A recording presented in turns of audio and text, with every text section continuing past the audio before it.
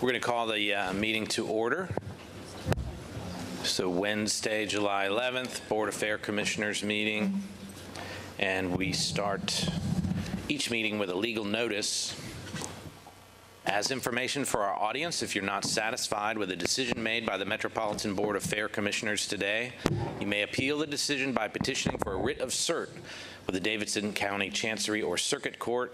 Your appeal must be filed within 60 days of the date of entry of the board's decision.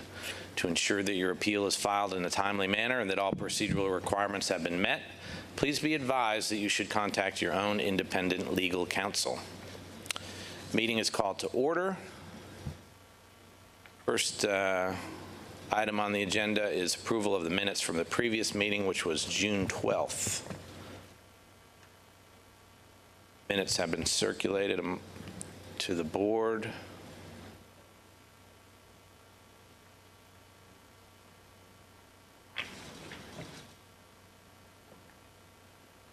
Have any questions or?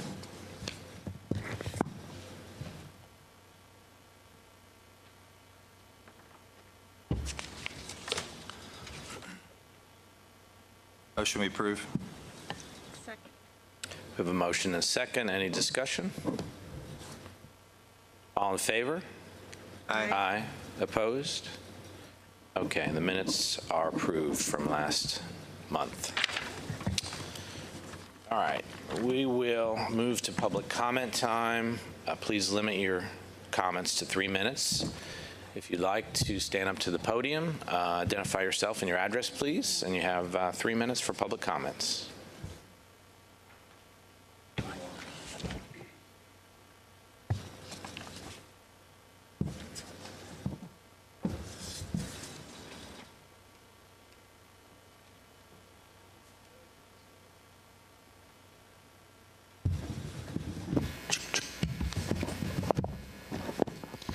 My name is Shane Smiley, Brush Hill Road in Nashville, Chairman, Nashville Flea Market Vendors Association. As always, I want to reiterate that the flea market vendors are adamantly opposed to this process. We're adamantly opposed to being kicked off the hill, to having our acreage shortened up, our parking shortened up. But looking at the contract that you're going to have before you to review today, when you look at the lease agreement, for months through this entire process, we heard that this was going to be 17 home games, 2 scrimmages, and the possibility of 2 playoff games, for a total of a possibility of 21 games in the soccer stadium. In the lease that's going to be before you, and when you look at the ground lease, it now states 35. So as you go through, we'd like you to question that, of why we have a bait and switch of so many events. It nearly doubles the amount of events that are being proposed for the stadium for soccer use. Again, this needs to go somewhere else. This is harming good, hardworking people. We're already seeing the effects in the flea market. The vendors are already seeing losses because of the misinformation that goes on around with the customer base not having enough parking, the customer base thinking that we're going to be closed and shut down. So we ask you to, on behalf of the Flea Market Vendors Association, to vote no on this at every opportunity. Thank you. Thank you.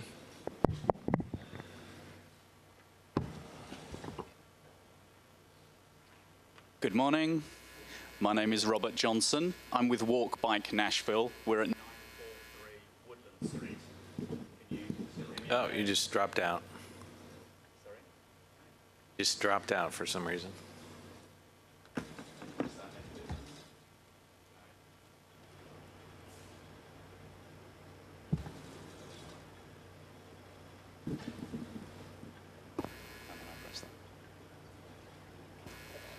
Does that make a difference? Yes. Walk Bike Nashville works to advocate for a more walkable, bikeable, and livable Nashville. One of the things we do is we look at very major development proposals. We comment on them from a walking and biking perspective. We're pretty excited about what we've seen in the master plan as it relates to Metro Nashville's plans for walking and cycling infrastructure. We think that's some pretty exciting developments. And we would really ask that you ensure that walking and cycling is given a high priority whenever you're asked to look at plans or any time you're asked to review something. Please don't just think about car parking lots and the throughput of vehicles, which a lot of traffic engineers will focus on, but we'd really like you to look at the road safety for pedestrians and cyclists and the more vulnerable users who are going to come on and off your site and through it. And it's often regarded as a fine detail and left until the end, but it can be designed in to be very much safer than the roadscape currently is. We can design for zero pedestrian deaths. It's perfectly possible, it's very simple. We're quite excited. We've got Hawkins partners on board, or I see that they're on board with you, and we have an excellent relationship with them. So please, if you could look at things from a high quality pedestrian and bicycle safety point of view, we would really appreciate that. The reason why I've come to this particular meeting today is a bit more urgent. We're very concerned with some of the other stadiums, the Sound Stadium and the Ascend Stadium, that although parks have been given some excellent greenway infrastructure, they've then been closed during special events, ticketing concerns, and people not wanting, the venue operator not wanting people to see the event for free has resulted in some of the greenways that have been being built being closed for up to 3 days each time there's an event, because security companies have been given the priority for the ticketing purposes and the revenue purposes over the construction of a greenway that's taken place, I might add, with public funds. So my big concern, the reason why I'm here this morning, is that I see you're reviewing the various agreements and leases. I would request, could you possibly have a look at every lease that comes before you and see how the ticketing, how the overflow parking down there in the Fair Park that's being built right now, and the Browns Creek Greenway, which is going to be an amazing world-class facility when it's finished. How is the ticketing and the security and the fencing plans, how do they affect the opening of Browns Creek Greenway? Is it going to be open all the time, including during the time that matches and events are taking place? We think that the greenways are going to form an important part of the transport network. It's not just a leisure thing. It's not just a go out on the optional afternoon. It's a transportation thing. The Browns Creek Greenway is going to be an amazing world-class resource when it's built, and we'd like to see it open all the time.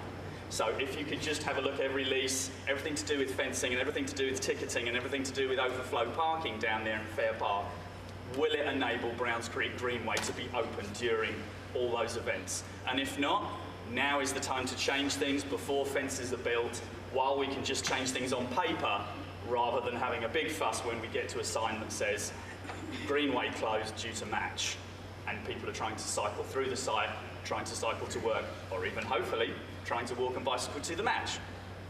Thank you. Thank you.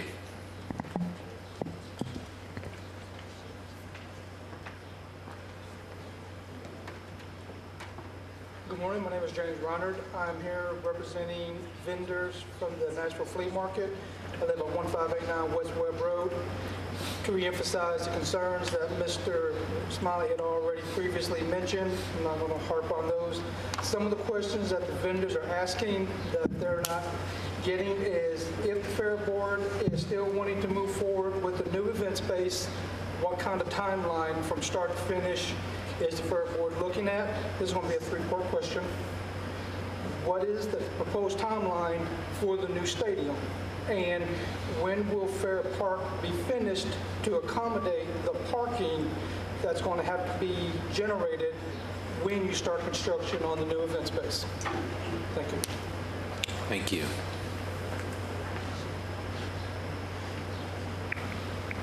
Any other comments during public comment time?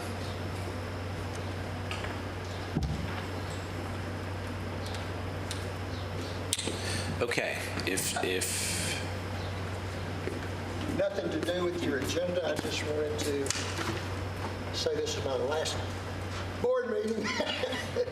Battery's down on it, I'm sure. Appreciate everyone. I came here in July '08, and saying my farewell to everybody today. And it's been a wonderful experience. Really not trying to complicate it, man. Just wanted to make sure I came today and said goodbye to everybody and wish you well in all the endeavors that continue to happen here. Well, thank you very much, Ken Sanders. Thank you for everything you've done. Service to Metro Nashville in many different areas, but in particular for the fairgrounds here. Thank you. We appreciate it.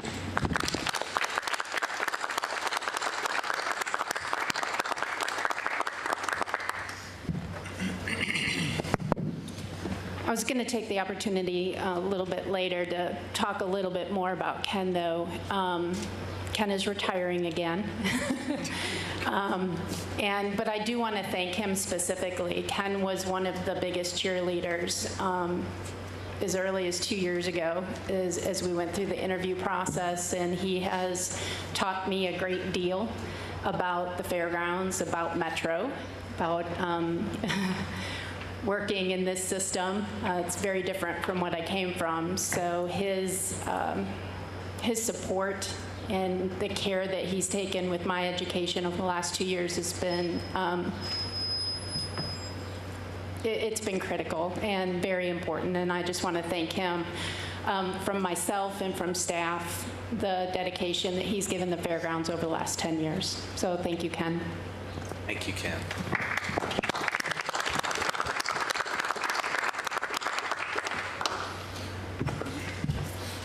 All right, we have a review of agreements and leases relating to the proposed MLS Stadium. The Metro Legal Department.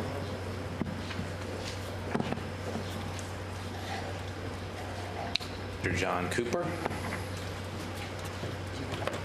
Good morning. Good morning. I feel like I'm presenting back in college doing an 8 o'clock presentation.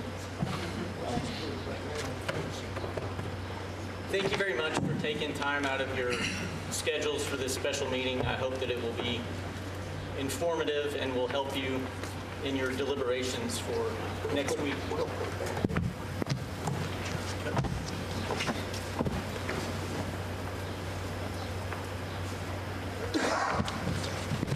With me here, obviously, is Susan Jones, who has helped as we worked on the ground lease agreement.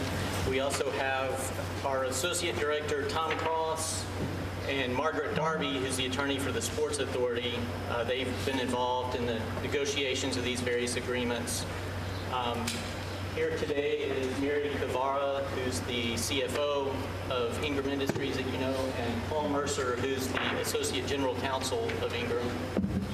And in addition to our in-house team, we retained the services of Craig Hammond with Dickinson Wright out of Detroit.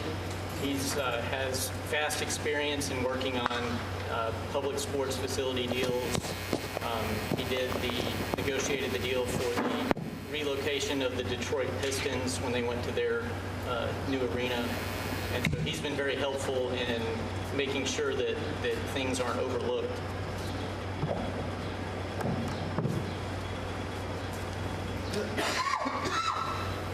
Is that better? Okay, good. As a reminder, when you approved the resolution back last fall, that essentially approved the key terms of the deal. Those were the major deal points. And so over the subsequent months, we've been negotiating the fine details to come up with the various agreements that we're presenting today. So a lot of work has gone into this on our part and the part of the team. As I told the Sports Authority yesterday, this deal is unlike any other pro sports deal that we've had in Nashville. And that's for a couple of reasons. It's much more of a collaborative effort where we're all working together to try and come up with the best agreements for the city. The primary difference between this deal and previous deals is that the team is responsible for the vast majority of the debt service on the stadium. So that they are bearing the brunt of the responsibility for paying the debt, and they are also responsible for all cost overruns. That's a protection that Metro has not had in the past, and this will be a great protection for the taxpayers to know that we're not going to be on the hook if the stadium exceeds its projected cost. When I mentioned the collaborative effort, and the team obviously has, since they're bearing the brunt of the debt responsibility, they have a vested interest in ensuring that the stadium is built on time and on budget. And Metro has a vested interest in ensuring that it's built on time and built well. We want the stadium to last for years, and so we want to make sure that it's constructed in a manner that will allow for that long-term durability. The team has retained ICON as its project representative, and I'll go into more detail about ICON's roles. ICON is a leader in the sports facility consulting field. They've managed the development of over $8 billion in stadium construction projects, including Atlanta, Orlando, and the soccer stadium in Barcelona. So it was determined that ICON is in the best position to kind of be the day-to-day manager of the project as it goes through the construction process. And as I said, I'll go into more detail about what that means and what the various roles are. Laura, if you'll go to the first slide. So there are a number of agreements that are involved in this deal. The only agreement that the Fair Board will be asked to approve next week is the ground lease between the Sports Authority and the Fair Board for the stadium site itself. There are other agreements that I'm going to go through today that are between the the Sports Authority and the team. But since this is all related, I thought it would be better if we just went through the terms of all the agreements so you can ask whatever questions you have. So we have the ground lease. In addition to that, we have a stadium lease, which is essentially a sublease of the ground lease to the team. And incorporated within the stadium lease is the development agreement for the construction of the stadium and a guarantee agreement. In addition to that, we have a construction administration agreement and a construction management agreement, and I will explain those in detail as we go through. Next slide. Okay. Just to give a summary of the timeline for various approvals, we had the informational session yesterday with the Sports Authority, the session today. The Fair Board will be asked to vote on the agreement next week, July 17th, and then the Sports Authority on July 19th. After those approvals, the legislation that's necessary will be filed with the council in August and will be considered in August and September. And the Sports Authority, either in August or at its September meeting, will be approving the construction management agreement. That's the entity that's actually building the stadium, and that is going through the procurement process right now. And then after the council action in the early fourth quarter, the Sports Authority would issue the revenue bonds to build the stadium. Okay, first I'll talk about the ground lease, which is the agreement that the Fair Board will be approving. This will be a 30-year agreement, which mirrors the term of the stadium lease and the bonds to make sure that everything is matched up. It's important to note that the Fair Board has absolutely no financial responsibility for anything related to the stadium. The Fair Board, there's no debt that the Fair Board will be responsible for, and the Fair Board is not required to put in any money to the project. The property is being leased in as-is condition, so there's no warranties or anything from the Fair Board about the property. As part of the ground lease, the Fair Board will consent to the team lease, which is the lease, sublease of the stadium itself. And within that is a standard recognition, non-disturbance, and adjournment agreement that basically says if for some reason the Sports Authority and the Fair Board merged and the ground lease went away, then the stadium lease would survive. That's just standard provisions that lenders would require. There is also a list of prohibited uses within the ground lease. This really includes anything that could amount to a nuisance, drug paraphernalia sales, sexually oriented businesses, intense commercial and industrial activities. So the property is being leased for a stadium and not for any other purpose that could constitute a nuisance. So the ground lease is the shortest of the agreements and kind of the easiest. If you have any questions specifically about that, if you want to ask them now, or I can just go through the various agreements and we can do it at the end, however, whatever's best. Okay, I'll move on to the development agreement. This is between the Sports Authority and Walsh Management, which is a subsidiary of the team. That's the entity that will be responsible for operating the stadium. The development agreement provides for construction of a 30,000-plus seat stadium. The stadium will be LEED Silver certified as required by Metro Code. As I mentioned, it's a cooperative effort between Metro, Sports Authority, and the team. ICON will be serving, as I mentioned, as Walsh's or the team's representative throughout the construction process. And on Metro's part, we have Ron Gobble with Gobble Hayes and CPS, Capital Project Solutions, and they will be overseeing the project on the Sports Authority and Metro's behalf. The development agreement provides for the creation of a development committee, and the purpose of this committee is to facilitate communication and cooperation throughout the construction process.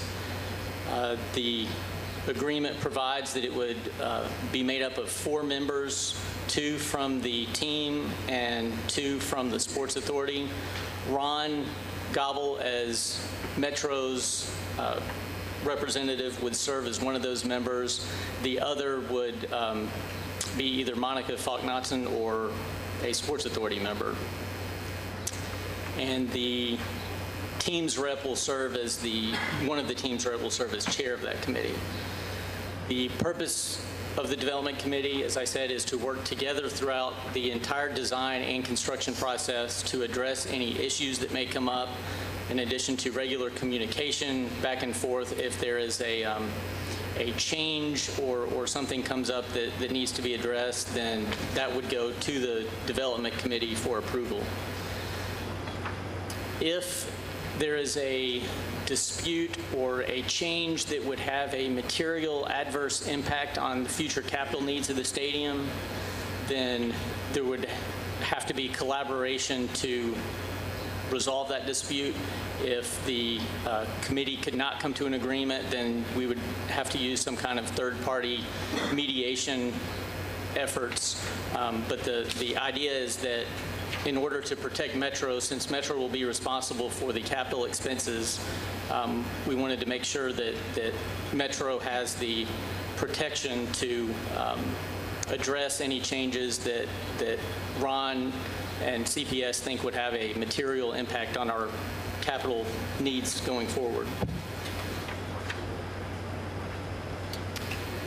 The construction timeline for the stadium, once the bonds are issued in fourth quarter, the design team would continue working on the plans for the design of the stadium. Those would be submitted to Major League Soccer by February 25th. so that they could sign off on the final plans. And then the commencement of construction would begin June 30th, 2019, with a final completion date of February 19th, 2021. So that's the time period for the construction. Next slide. The stadium will be built from a combination of funding sources, primarily up to $225 million in revenue bonds issued by the Sports Authority. In addition to the revenue bonds, there would be a $25 million capital contribution from the team. There is a separate agreement between the team and the Sports Authority for the team to cover initial design costs and other related costs that are incurred prior to debt issuance in order to meet the timeline. Some preliminary design work needs to happen, but the team is 100% responsible for those costs if the debt is never issued. So Metro is not on the hook for those costs. That's they are taking that risk. In addition to the team contribution, there will be a $25 million general obligation bond issuance. It'll actually be $50 million, 25 for the infrastructure associated with the stadium, and then another $25 million for fairgrounds buildings to be constructed. And as I mentioned, the team will be responsible for all cost overruns associated with the stadium. Next, we have a construction administration agreement. It was determined that this would be the most efficient way and would be in everyone's best interest to have a construction administration agreement. ICON will be serving as the representative of the team going through the process. ICON, as I said, is a leader in sports facility construction consultation, and it was determined that they have the expertise that we do not, and so we felt it was in everyone's best interest for them to serve in that capacity. This was modeled after the Atlanta Braves Stadium, the recent stadium that was built in Cobb County, Georgia. It had a similar financing structure, although Cobb County's financial exposure was much greater than what we'll have, but the basic structure was the same. So ICON will work with the architect and the construction manager to design and build the stadium, and will serve as the liaison between the Sports Authority and the architect and construction manager.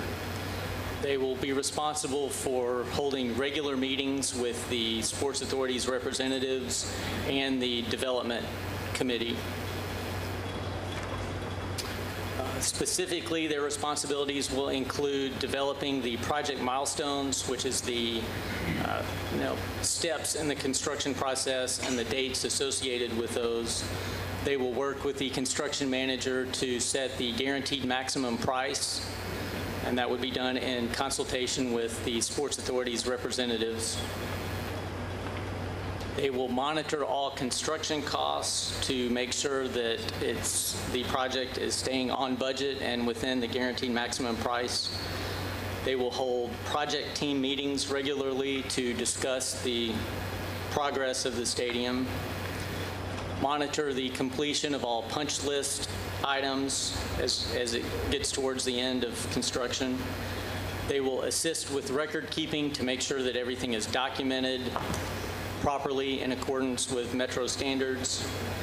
They will first review payment applications before being submitted to the Sports Authority for approval to make sure that they are appropriate and accurate. And they will submit all change orders to the Sports Authority for approval as necessary.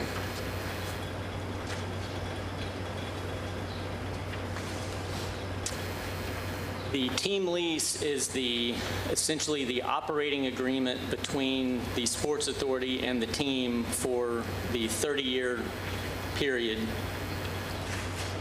The team will be required to pay annual rent in the amount of the total debt service that is due that year. This will be paid twice a year to coincide with the bond payment dates. And so whatever the debt requirements are for that year, that's the amount of the rent. The team will be entitled to a rent reduction in the amount of the total amount of the sales and ticket taxes collected at the stadium. For the first 10 years, there will be a guarantee on the part of the Metro and Metro General Fund, not the Fair Board, that those tax revenues will be at least $4 million in a year in years 1 through 5, and $3 million a year in years 6 through 10. So if there's any shortfall in those tax collections, Metro through the general fund would make up any difference. And as I said, the rent will be paid twice a year just prior to the bond payment due dates. That's fine. The team through Walsh will be responsible for all operating and maintenance expenses. The Fair Board or the Sports Authority will not have any exposure for operation or maintenance of the stadium. That includes all utilities, all security, all HVAC systems, lighting, everything maintenance related. The Sports Authority will be responsible for all capital expenses. So those are our long-term capital needs associated with the stadium. A new provision in this deal that we do not have in other deals is a portion of the ticket tax being set aside for capital expenditures. So the initial ticket tax will start at $1.75 per ticket, but then in year 6, it will go to $2.25, with 50 cents being set aside for capital expenses in the future. Then in year 8, that goes to 75 cents per ticket. So that will provide a pool of money to cover capital expenses as they come up. In order to help us plan for that, Walsh will be required to provide a capital asset management plan every other year starting in year 7. And that will be prepared by an independent consulting firm who will prepare an assessment of the stadium and all expected capital projects over the next 10-year period. So that will help the Sports Authority and Metro plan for capital needs and have a funding plan in place for that.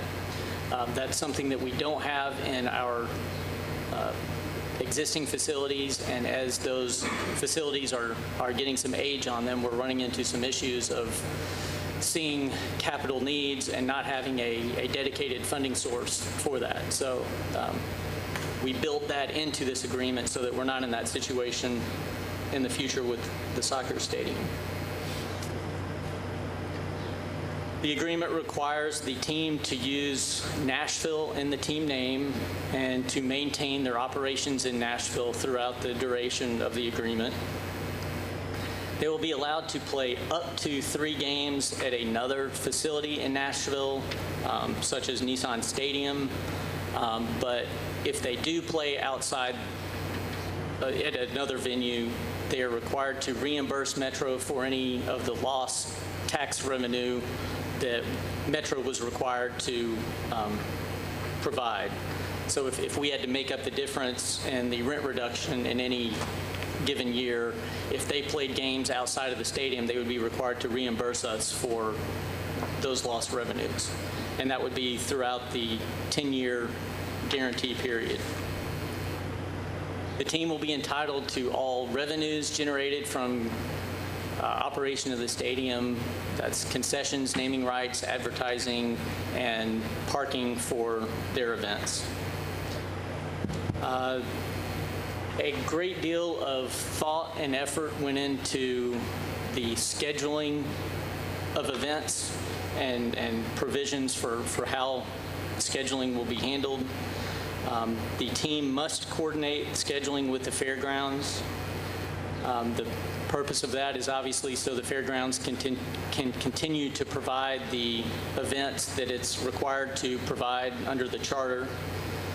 The team must use good faith efforts to coordinate with the fairgrounds to accommodate the fairgrounds events, specifically flea market.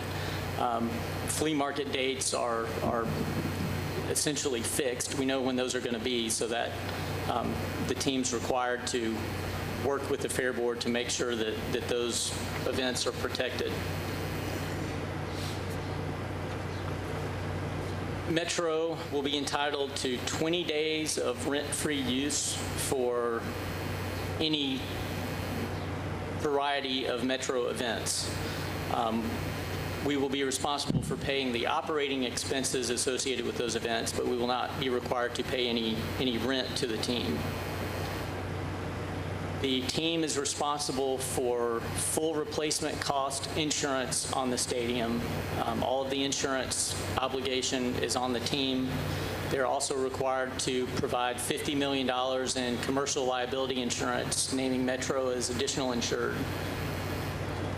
There is a guarantee agreement that is incorporated into the team lease where the team unconditionally guarantees all rent payments and their construction capital contribution and all cost overruns. The council, when they approved the resolution back in November, they added some specific language regarding the guarantee, which has been incorporated into these agreements, and that's if John Ingram is no longer the controlling owner of the team, then successor guarantees would have to be provided acceptable to Metro to ensure that throughout the duration those expenses are covered. And that could be personal guarantees depending on who the new owners are. So that was a requirement of the council and was addressed in the agreement.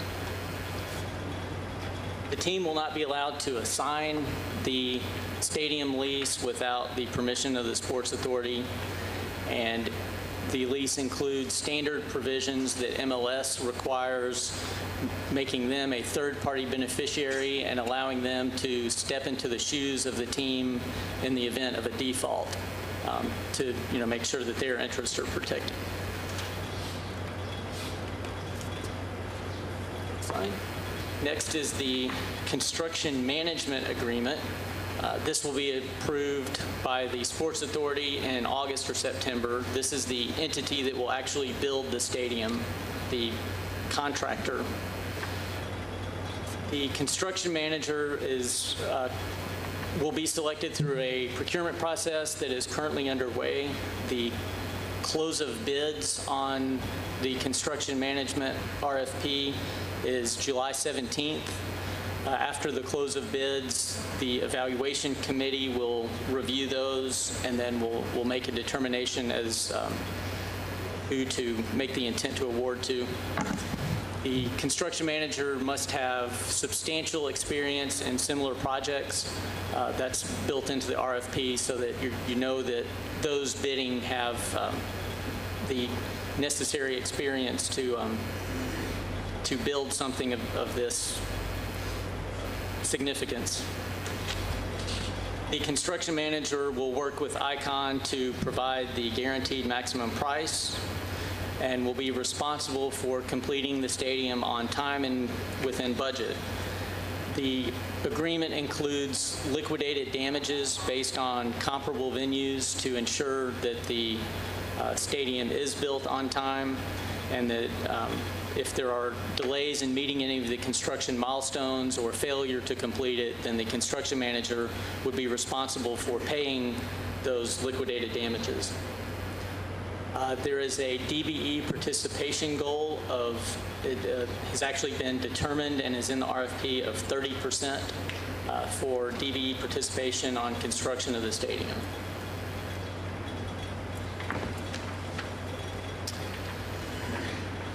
And then the last step in the process is the council approvals that will be required. There are 3 ordinances and 1 resolution that the council will be considering. The first ordinance requires 27 votes, and that will be the ticket tax and approval of the demolition of the structures necessary to build the stadium. So that requires 27 votes on third reading. The other 2 ordinances only require 21 votes, and that includes the rezoning of the private development portion. Assuming it's approved by the Planning Commission, it would require 21 votes. And then an ordinance approving the private development ground lease. That is currently being drafted and will be presented to the Fair Board for approval when it's completed. You will not be asked to vote on that next week. So the first reading on the ordinances would be August 7th, second reading the 21st, and projected third reading on September 4th. The bond resolution would also be considered on September 4th. In addition to these agreements, there will be a separate stadium operation agreement between the Fair Board and the team that we're negotiating. And Mary, do you want to address that, or do you want me to? Basically, that is an agreement that will protect the Fair Board to ensure that that events have a time limit and a noise limit similar to things that were incorporated into the racetrack lease. And so that is currently being negotiated. We have drafts of that going back and forth. Is there anything you want to add, Mary, to that? I think that we recognize that this agreement is one where the team and the Fair Board have a direct relationship with direct parties. This is kind of a complicated relationship, and it was raised to us, and we thought it was something to do. So we were on that. And so that will be coming back to the Fair Board for approval. And that is a quick summary of 6 agreements. I will try and answer any questions. If I can't, hopefully someone else here can.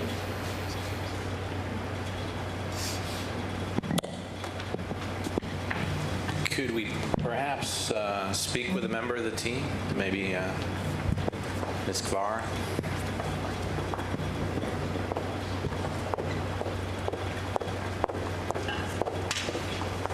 Good morning. Good morning. So the question came up, public comment time, about 21 games now, 35. Could you explain that, please? Sure, that we've always talked about there'd be a certain number of soccer games. We know that the home schedule is 17. We know that there's going to be some preseason games. We know it's also possible if the team does really well, you can also have postseason games. As part of what we talked about, we said there could be other events that could be held here. It could be things such as an NCAA soccer event at a collegiate level. It could be a high school football game. It could be, something like that. We've also talked about that there could be some concerts within the constraints of, having to work around schedules and everything else. We're just still early in the planning process and just trying to, we're required to put a number on something. It's not like there's 100 items. We respect the schedule there, and we know we have to, integrate with the existing uses. So the vast majority of the year, it's going to be not hosting an event. Pardon me? The vast majority of the days of a year, there will be no event. Correct. And the number 20 has been allocated for use by the city. Is there flexibility in that number? I guess we could talk to somebody at the city that, in terms of lowering it or increasing it. Increasing it, yeah. I think we're certainly open to that. I think as long as there's something that doesn't conflict with, an existing soccer event. We know that, as an example, some of the events that have been held at the Sound Stadium that were Metro events were viewing the solar eclipse, where people could sit in the stands and see it. There were some health events for women and others and things like that. And there could be education events with some of the schools or children. I mean, there's a variety of events, and I know that those all haven't been defined yet. What is the soccer season, start to finish? Sure. So the current MLS soccer season, the official season usually starts the first week of March and runs through October. There's usually some preseason games in late February. I know the league is reviewing the schedule, and it's possible they could actually start a little bit earlier in February and end earlier in October, but that hasn't been implemented yet.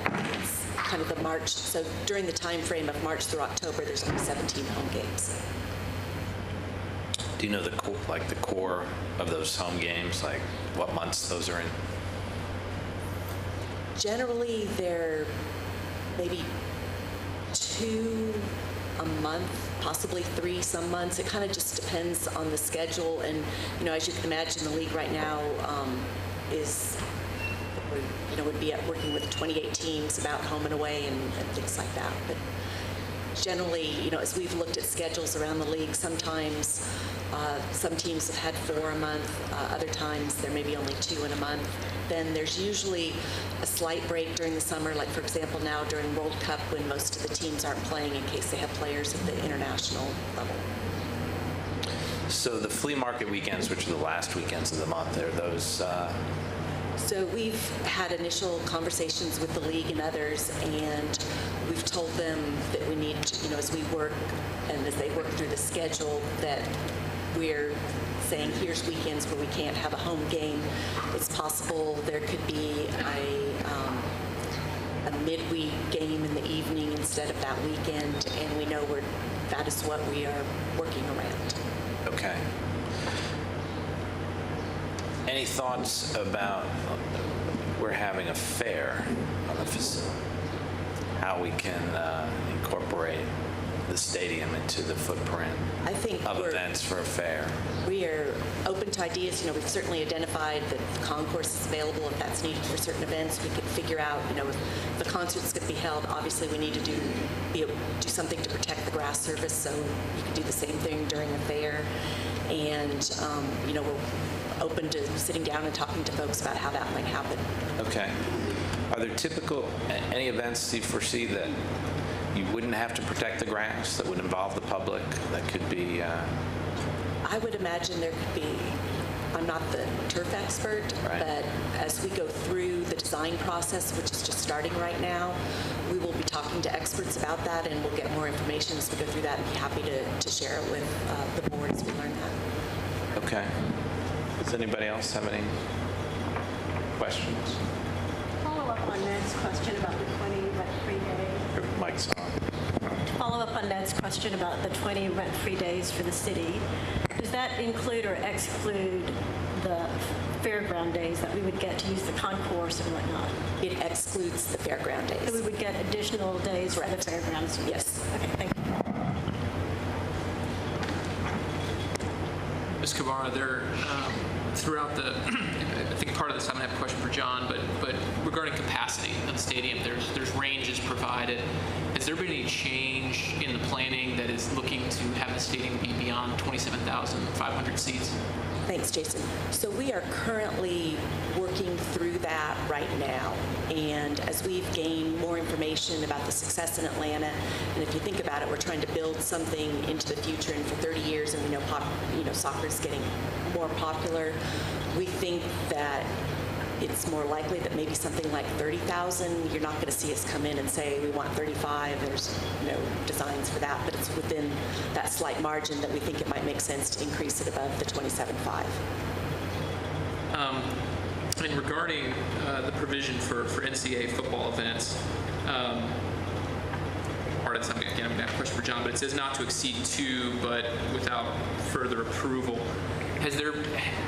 as we all know, Vanderbilt chose not to participate in this process and chose not to financially participate. And so I guess my concern is 3 or 4 years down the road, Vanderbilt says, well, no, now we're in, this is our new home, and that would certainly be a radical shift and something very different than what we're considering. Has there been any change in that discussion that, NCAA football events are just 2?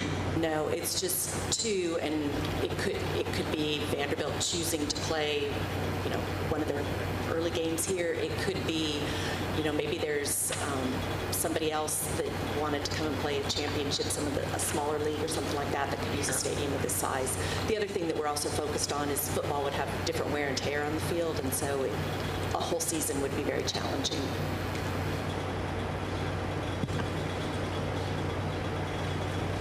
Anything else? I know there's been discussions with community groups and such, and some plans put together. Is there anything else you can share with us about that? The last thing I would share is that we're just, as I mentioned, we're just starting the design process, and once we get a little bit further, we will be meeting with folks in the neighborhood. We will be talking to some soccer supporters, and we'll be talking to some others just to kind of get some feedback on that. And we understand the importance of working with the neighborhood as well as integrating with the existing uses of the fairgrounds, and intend to be very respectful of that. There was a game, Nissan Stadium the other day. Yes. You know the attendance? I think it was about 19,000, which, considering that it was the 4th of July week, was actually a pretty decent one. And then there's an upcoming U.S. men's Mexico match, which is expected to have quite high attendance, that maybe 50 to 60,000 for that match. Okay.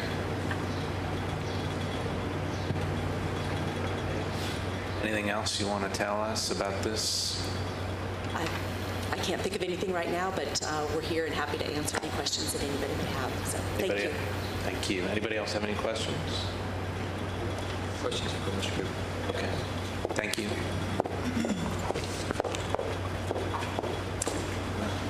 Thank you, Mr. Chairman. First question is about the ground lease, and it's just kind of I guess, plan after 30 years. What happens after 30 years? Do we just renegotiate for a new lease? Or? Yeah, the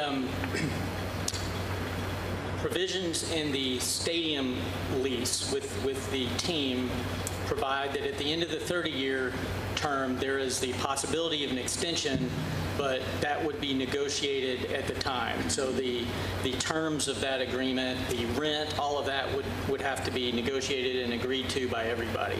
So there's a possibility that it would go beyond 30 years, but there are no set parameters for that. Next question, thank you for that, is on the development agreement.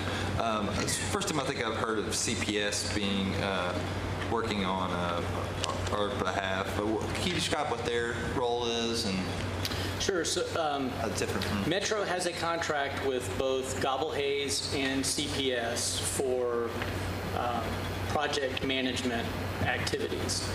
CPS, their forte is really the compliance monitoring and making sure that everything is properly accounted for, and the correct record keeping and everything in the event of a future audit. These projects are usually audited after they're completed, and so it's important to have somebody doing that. Gobble Hayes will kind of be overseeing the actual project to make sure that it's being constructed appropriately, and they aren't cutting corners, things like that. All right, thank you for that clarification.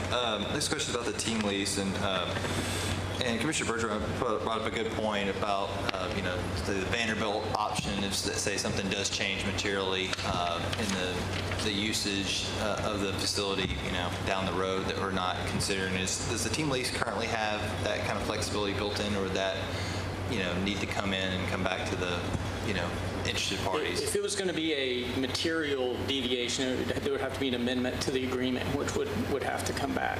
Great. That would considerably be the Fair Board as well, right? Yeah, the stadium lease, team lease, is incorporated into the ground lease. So if there was a material change, then that would be an issue. Okay. Next was in the rent payments. Is there a penalty for if there's a late or non-payment? Let's see.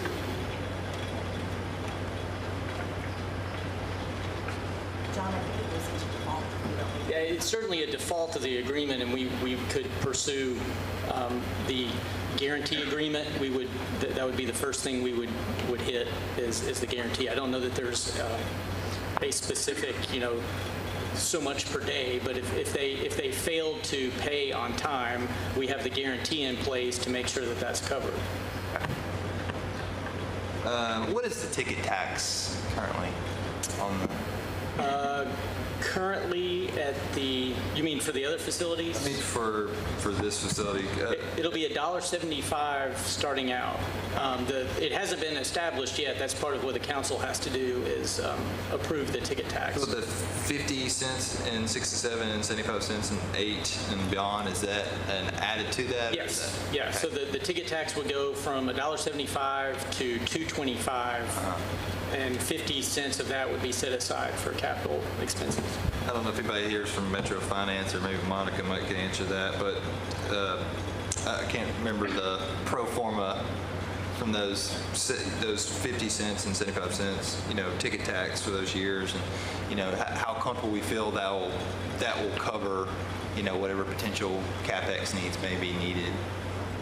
I guess just, are you comfortable with that 50 cents, that that figure will cover whatever potential needs? Is that a good, model right now? Yeah, well, I think I am. I think it's a good number. I mean, I think we anticipate that, the stadium is going to be built so well that we're not going to need capital for some time, and then we will have, there will be a lot of time to build up the reserve. I guess those reserves, if I'm reading this right, they don't start till that year. Correct. I mean, they start in year 6. So we would hope we wouldn't have many capital needs until after. I guess that's one of the things we're kind of blind to from not being part of the, the Titans and, stuff going on with the Bridgestone and whatnot. So just want to make sure. Well, I think when you look at, Nissan Stadium and Bridgestone Arena, and, we have a lot of capital needs now, but we're in year 20. And so I think, in those first 10 years, we would really hope there wouldn't be a big need for major capital improvements. I guess one thing to pay particular attention if the seat variation does change, to make sure that 50, 75 cent figure may cover any additional, cover that. Next question, probably not a question, just something I want to make the other board members aware of, and Laura knows this, talk to her about, is on the section in the team lease that talks about the team entitled all revenues generated from concessions, naming rights, advertising, and parking. And we talked about these, other events that may happen. One of the things I thought was would be fair from the parking revenue situation split is thinking of a split for those non-soccer events that may happen for the Fair Board, considering we're, the way I was thinking was, this original deal was designed for kind of a soccer specific, and now we're talking about maybe concerts or, other things that may happen. So those other dates, I thought it was fair that the Fair Board split, in that parking. I think that's something that's been in discussions and well received. So hopefully we'll hear more about that. And that's something, just also to think of from your perspective is, if there happens to be another event here on the day soccer is, and how that, parking revenue situation may work out. Just make sure there's some flexibility in that to do whatever management may need. We've actually had some of those discussions in Mary can. Caleb, Laura had shared some of the thoughts, and what we would view is as we continue to work on the stadium operations agreement, which is between the team and the Fair Board, that's really the appropriate place that we would address that there. And I've got folks beginning to do some of the analysis, and we're working through what might make sense and what can make sense given the team's obligation in this circumstance. So, great. Thank you for that. And appreciate it. By the way, we did check, and there is a late charge on late rent payments. Hope it's not late. The 20 days, I thought that was a good point that Ned brought up, and maybe it's we allow some flexibility, maybe say at least 20 days, because think about from a standpoint, if we do keep the fair is kept here, I mean that fair would keep essentially those days for the stadium. That would almost be the 20 right there, in the event that happens. So thinking through that. Oh, well, I wasn't sure if that was covered in that. Would that be the state I think fair? that there's a difference. These 20 public days are sort of separate and apart from the fairgrounds uses. Okay, Yeah. I got you. The 20 is I think, twice what we have for some of the other facilities. I think we only have 10. So it's already been doubled from what the other stadium agreements have. That's separate and apart. I think that's an important point to kind of stress here in this forum, that's what's not being said here, I don't think, and John can confirm, is that the 20 days is being counted against every time we have a flea market or a fair. That's not what's going on. Thank you for that clarification. I know you brought up the Atlanta Stadium, and I know one of our previous discussions that Commissioner Bergeron brought up was about some police overtime security issues that were held down there, and I wasn't sure how, for Titan Stadium and whatnot, how are those kind of traffic parking security paid for right now? Is that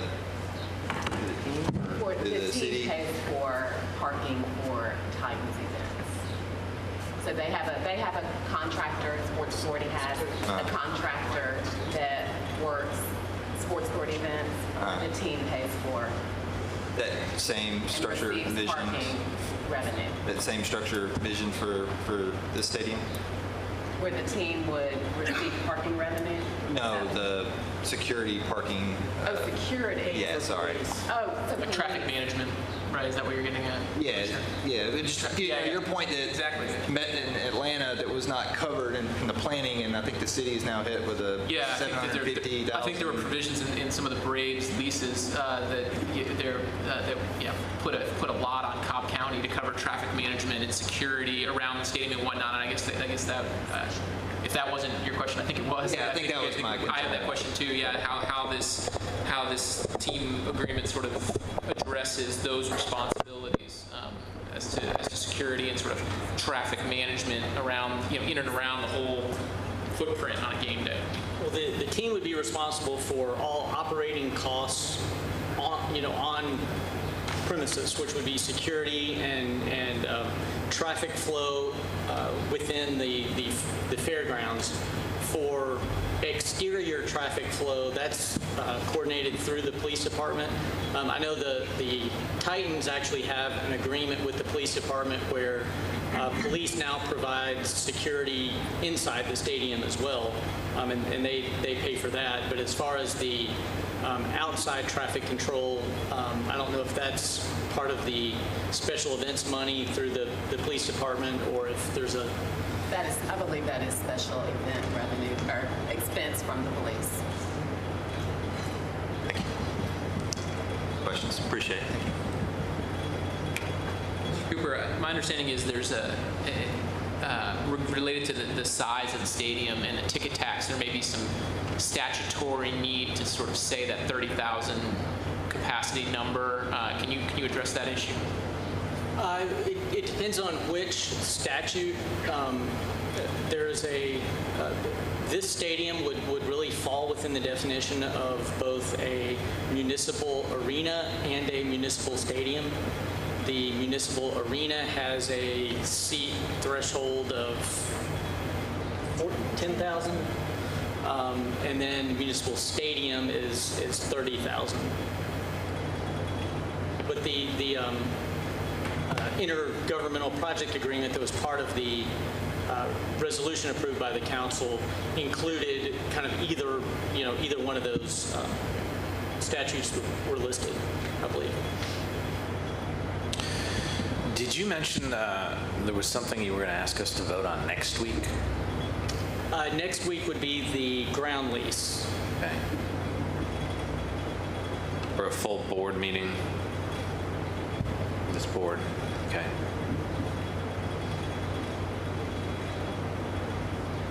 Regarding as you mentioned, the draft stadium operation agreement, which is in the process of being drafted, and it's going to be a really vital document.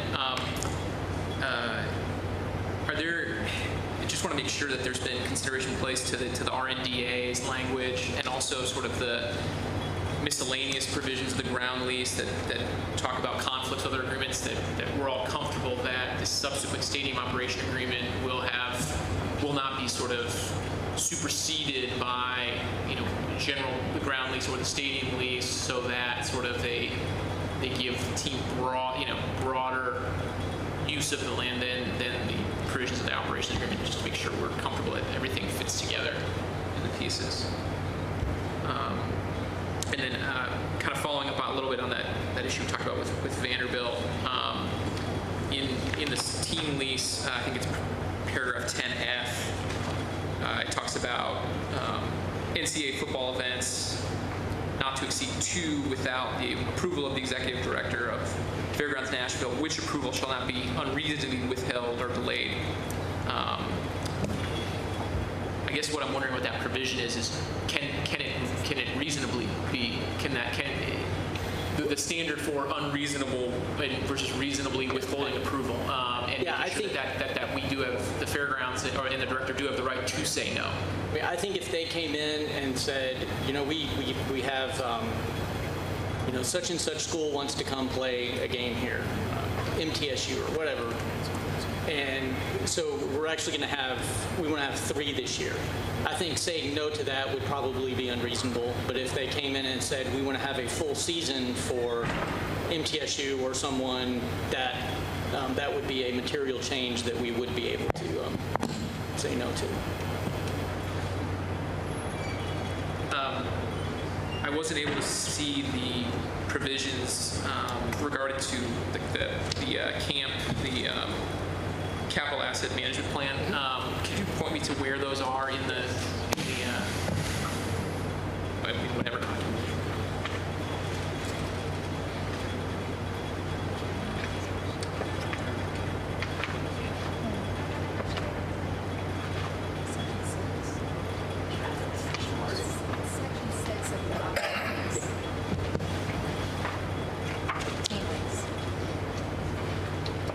If you look at the team lease, Okay. section 6, Okay. B, Okay. B and C, on And page 12.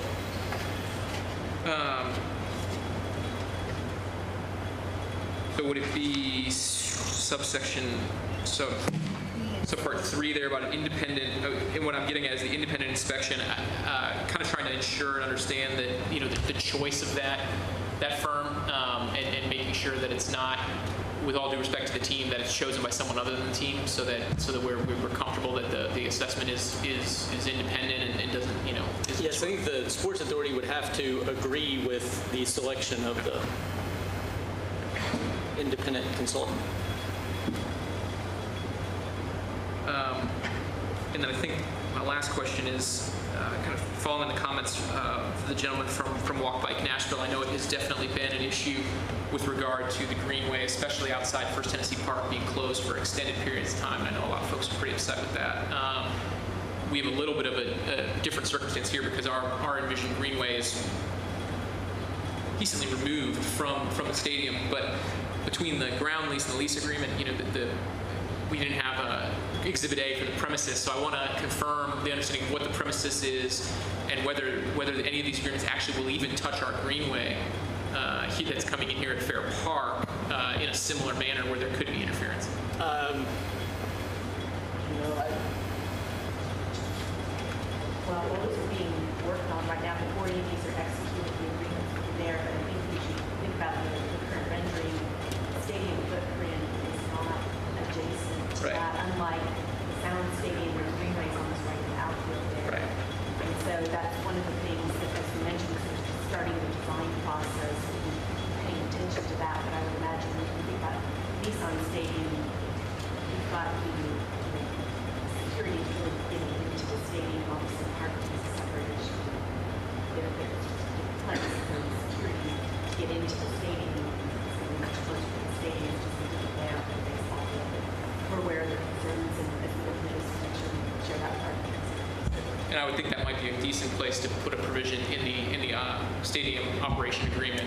We could put something in there because what I think we need to be careful of is getting down the road with security, and then we've talked about utilizing the turf fields for the soccer playing fields at Fair Park at times for parking. And if we were to use those, I wouldn't want to see security just sort of maybe through lack of understanding. It may not be malicious at all, but the security contractor who doesn't understand it all of a sudden saying, well, we've got parking down here, well, let's just go block this greenway off as well. And I think that maybe we could we could put something into the stadium operation agreement that could sort of define that agreement, which would even be on the other side of those turf fields, it would seem like we could leave that functional. That's several layers away from the stadium. So hopefully that we can put something in the agreement to address that. And that was really, I appreciate the comments on that point. It's a really good point. Yeah, I was interested in that as well. I'm curious if, Laura, if you had any thoughts on that. Only that we're aware of that need, and that was been the goal from the beginning, way back in early Fair Park planning, was how to keep that open and accessible as much as possible, yes.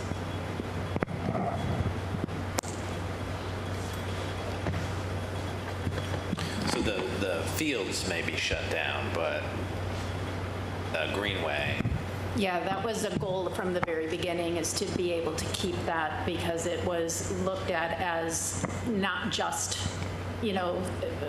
recreational, that to his point, that it was going to be a key access way to access the entirety of the property during events. Yeah, I think from a mobility perspective, it's going to be really important that we don't, shut that down. I think, especially as that side of the property in the area, just beyond that changes, I think that's going to be a key access point. So that's going to. Yeah, inevitably, it's going to take coordination. It's going to take staff to make sure that, in coordination with the team during events and our own events, we're going to have to monitor that so that there is safe access all around. I've been meaning to ask this.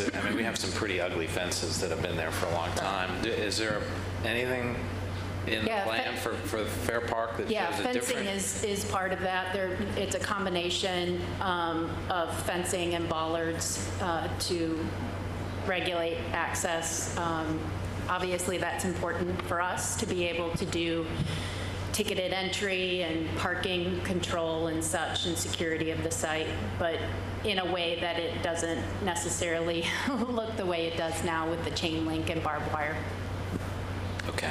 A little bit friendlier, kind of like a send sound around the area. Follow up on that. I had the same concerns. I remember, it's one thing that I've been pushing for, and I remember, originally when we started this process a few years ago, that was one of the things that one of the few things that I remember Mayor Barry at the time initially pushing pretty hard on too, was about the fence. And I asked Jonathan about that last week or a few weeks ago after the last meeting, and it was one thing I was wanting to talk to Ron about today, but he said the only fence areas that are being addressed now are the fences around Phase 1 of Fair Park and the fences around the front and sides of the Speedway grandstand. So I think he said it assumes the other site fencing will be addressed in the master plan scope. So that's something that we need to make sure we're key with Ron on, and making sure those are covered as part of the master plan. Okay. The development agreement, it makes reference to LEED Silver certified. What is the minimum LEED certification for all new Metro buildings right now? Is it silver? I can't remember if it's silver or bronze. Do you remember the question? The LEED ordinance? Yes. Yeah, it is silver. But of course, the team could aspire for gold or platinum. Sure, yeah, that's a minimum. Then you made reference to stadium sales tax revenue going to the bond debt service. Remind me again, what is the agreement on the sales tax revenue generated on the private development? Where's that going? The sales tax revenue would go to Metro. That's not part of the stadium footprint. Is that right? Yeah. The property tax generated from the private development will be split evenly between Metro and the Fair Board to use for Fair Board expenses. Okay. And sales would go to general fund? Yes.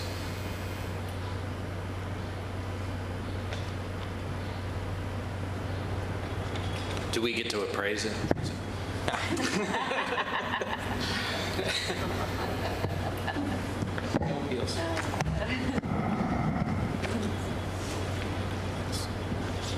Anybody else? Questions for Mr. Cooper or any other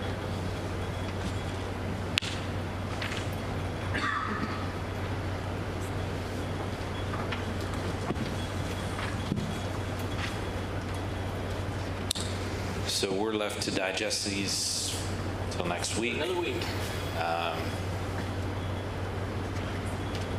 We can obviously speak to our council about portions of this. Individually, I guess we can approach council. And we'll have another meeting about our portion of this, the next step, the ground lease, to finalize. Anybody have any else on this topic or?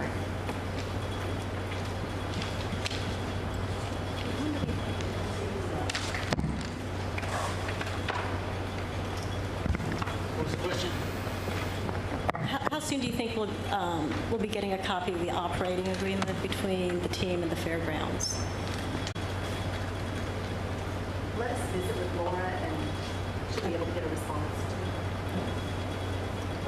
I've seen some portions of initial drafts of that in communications, and for what I've seen so far, I'm very encouraged. And I've talked with Ms. Kabara about that, some of my concerns, and have had great conversations. So I've been very, for what it's worth, at the present, I'm very encouraged by the team's willingness to work with us on that.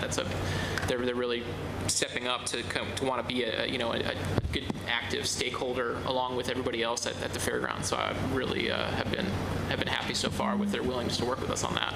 So. All right, thank you, Mr. Cooper. Thank you. I have some more questions, but I think maybe we can talk with Laura about them. First of all, some recent press about the Warped Tour. Can you tell us about that a little bit? How the event went and... It was loud, really loud.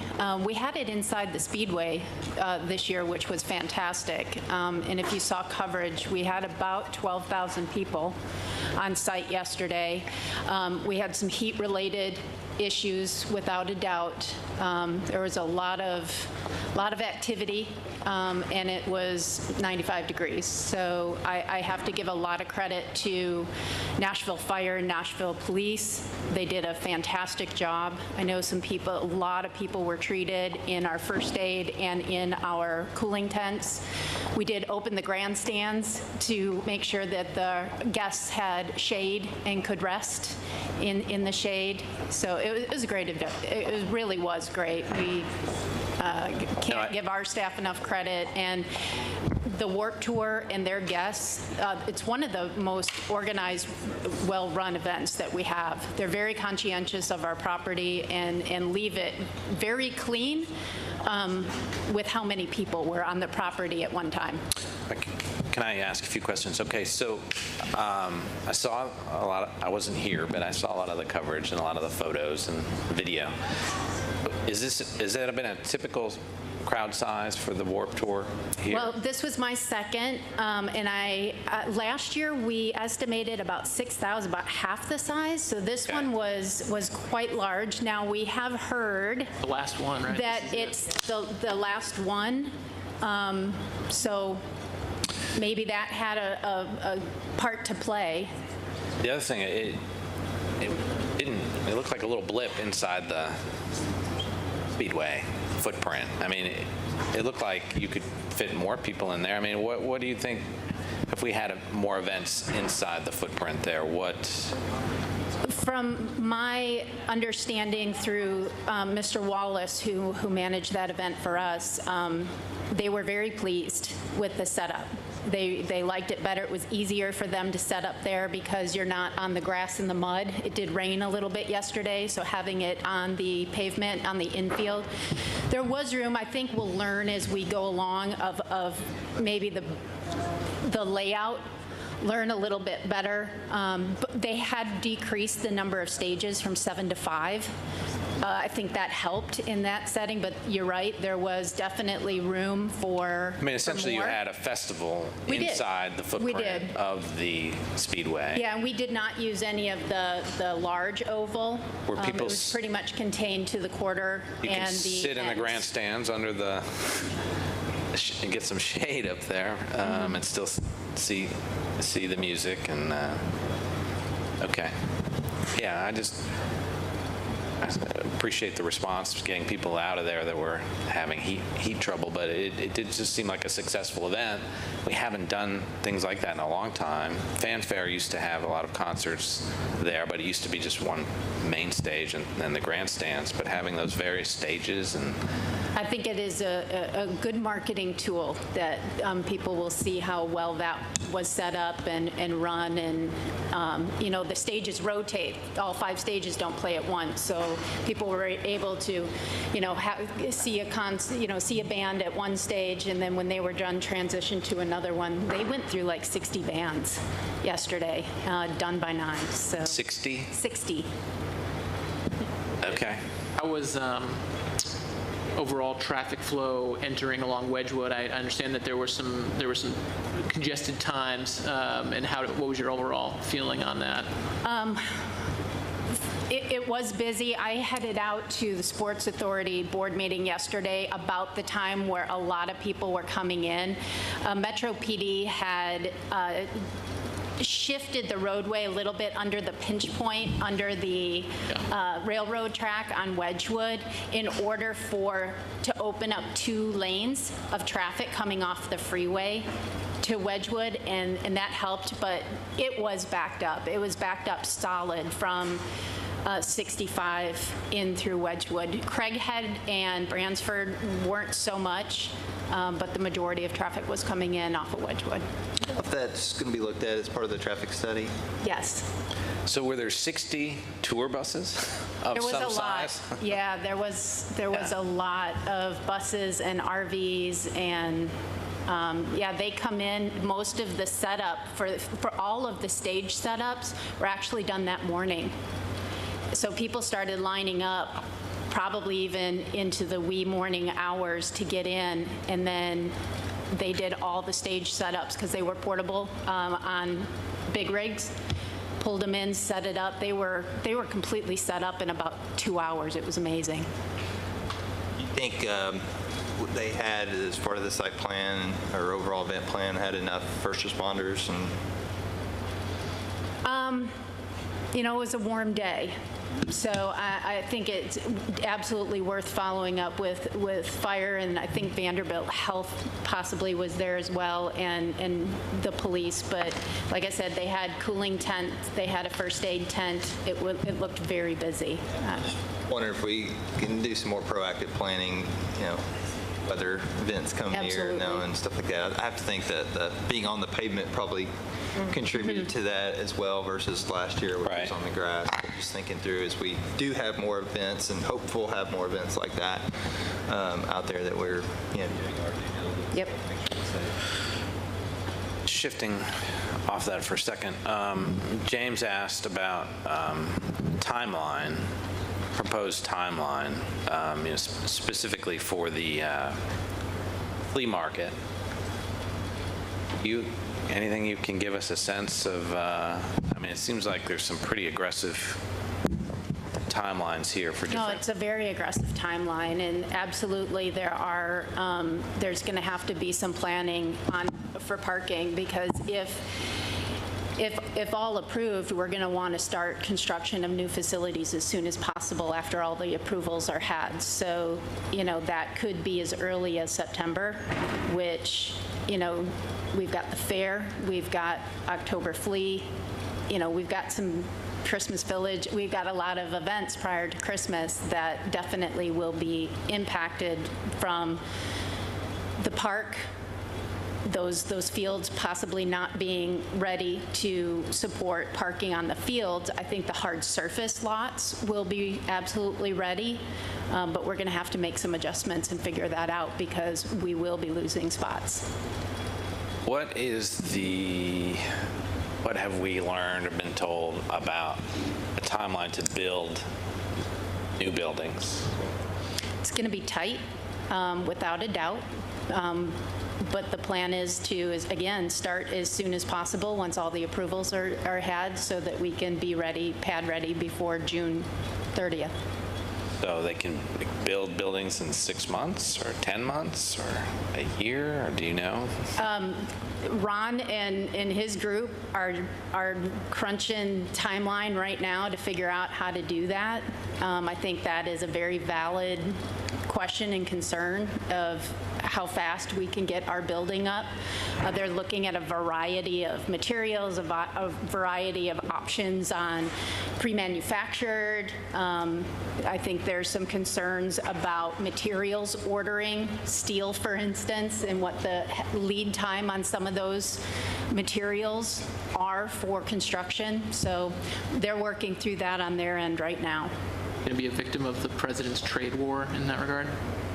Awesome. I think they're worried about steel at this point and the lead time for getting those in. Okay. So the hope is, right now, hope is Expo buildings by end of June 2019.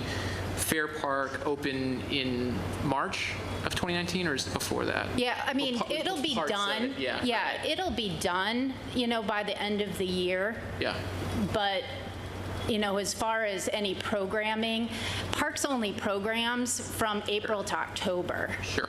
So I anticipate then that official, maybe ribbon cutting, grand opening at that point for programming and. Dog park first, maybe? Don't know. We'll see. Okay. All right.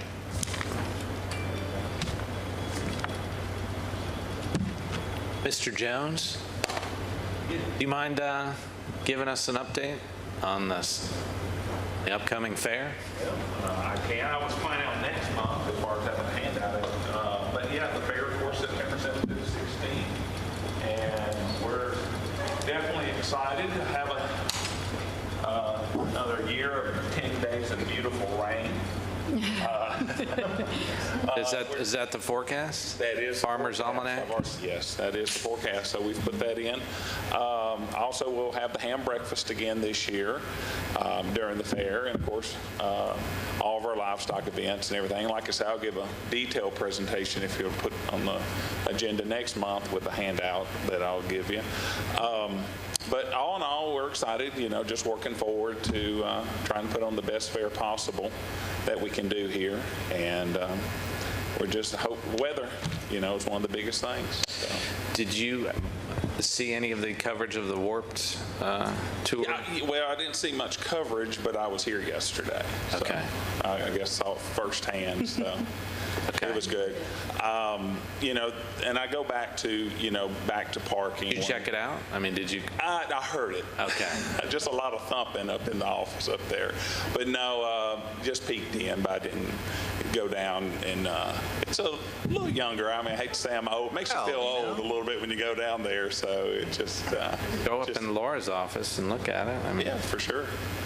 But it was a great crowd, and it seemed, it was a great day, and I think they welcomed the shower mid-afternoon, so that was a good thing to get that. But again, the parking, I know a lot of the parking up here on top of the hill yesterday and in the sanitation lot. And so, for us, we're trying to work with the school across the street about trying to do some parking for the fair. But if they had 12,000 here yesterday, that's probably going to cut the fair down to probably around 8,000 to be able to park for this year at any one time. So that's always a concern, especially for us. So we're always trying to, that's what holds you back is parking. So, but it was a great crowd yesterday. So it's a good event. What would be the plan for next year? Well, as far as depending on if y'all have buildings up, we're here. As far as here, there's no. But the agreement ends, right? Yes. All right. So who's in charge? Well, as far as communicating with us, or well, we have to kind of wait and see what's buildings. What's available. Who's in charge? Who do we? Are you? Yeah, Are you the point of contact? You sure can be. Okay. Yes. Where do you want to have a fair? Here on the fairgrounds. Okay, good. So, yeah. Let's talk about that. Yes, sir. All right. Thank you. All right. So Anybody else? I mean, is the new state board met yet? they have not. They have not met yet. There are plans for them to meet? Should be here, in the next few months. That I would imagine that's on one of their agendas here. Of course, they just, that just happened here, a few months ago. So yes, that is something that's on their agenda. I can't speak for that board and the commission. So They seem to be a little early on, and maybe we can extend an invitation to have them here for their first meeting if they so choose. Maybe we can have some conversation. for sure, yes, for sure. Get Yeah. the The ball rolling, Yes. because, we definitely would like to, start the conversation for a contract, but, it's like anything, what kind of buildings, all that stuff plays in All effect. right, It's well, kind let's get in the yeah. conversation so that just set up a time, and I know as far as a board, or if you want to meet first individually to kind of just get some of that stuff I think working. we can make some progress. Just Yes. we can't. You and I and Laura could get together, or Yeah, for sure. Yeah, or some of your staff and some of our staff. And For sure. We'll just set a time and we can meet, and then maybe at some point have a bigger meeting with everyone. Okay, For sure. great. All right. Thank you, Scott. Thank you. We'll pray for less rain. All right. Update on the finance and administrative manager. Yeah, I wanted to take this opportunity in this meeting, since I've extended an offer to a Miss Felicia Bowman for our new finance and administrative manager. Felicia's start date is August 13th. She has a bachelor's degree in accounting and a master's in human resources. She has served as the director of finance and human resources for a nonprofit organization and currently works for state government in Arkansas. She is highly qualified. I think she's going to be a fantastic addition to the team, and we really look forward to her first day. Thank you. Congratulations. Is there any other discussion or items before the board? Remind the board that at our last meeting, we specifically asked Mr. Gobble and Kim Hawkins about the size of the expo building and the number of parking spaces. And at the time, we were told that the expo building size and the number of spaces were going to be either equal to or greater than our current facilities. So I think a statement was made during public comment time saying that they have been decreased. So if that does change, I would love an update to the board members. But as of now, I don't believe there's been a change. No, actually, just recently, we've gotten some alternative buildings. We're refining that design. It's probably going to be a couple weeks before we can really get a more detailed design of the new facilities. We've got several options in front of us, depending on back of house versus food service and what that looks like and what square footage looks like in the expo space itself.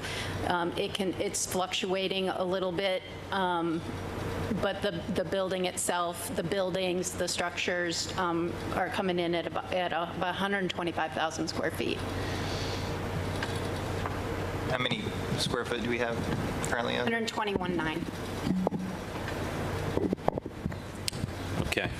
It shedded like the outdoor space. Sheds too, that target is 100,000 square feet.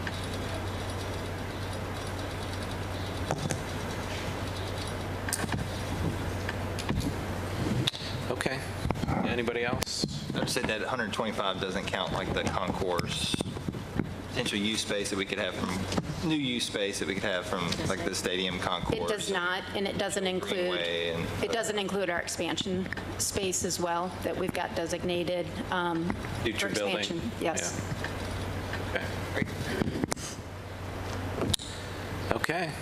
Okay. Anything else? Good meeting. Motion adjourned. Second. Any discussion on that? All in favor?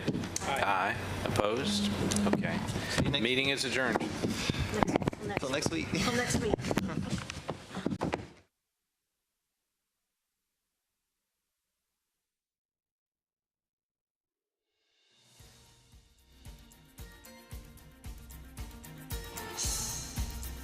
This has been a service of the Metro Nashville Network. If you would like to see this presentation again, or for more information about this and other programs, visit nashville.gov.